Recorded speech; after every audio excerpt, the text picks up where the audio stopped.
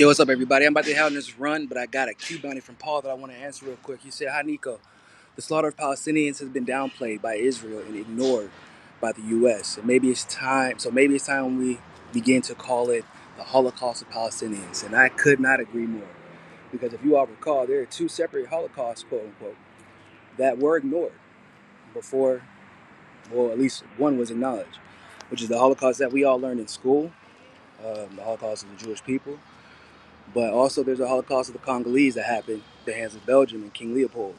So, um, people did not acknowledge what was happening at the time, so much so that many people probably know the story at this point that Berlin had an Olympics while Hitler was actively committing the Holocaust. This is a fact.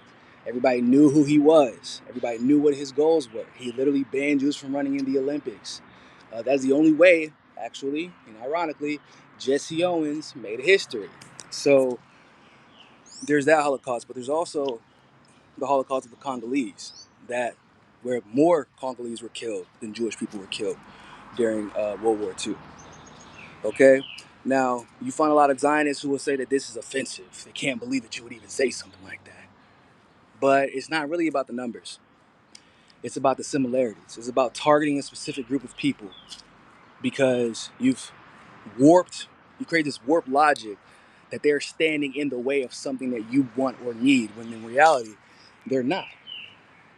Especially not the entire group, especially not the babies that are being bombed, right? Especially not the women who are being bombed, especially not these little boys barely able to reach the age of 11 or 12 years old that are being bombed, especially not them. But it is a power, a state power against a group. And because a group, unfortunately, according to international law, cannot have the type of agency that a state power has, that group is not protected by the international community like a state would be. You get what I'm saying? And it's not fair. It's not just.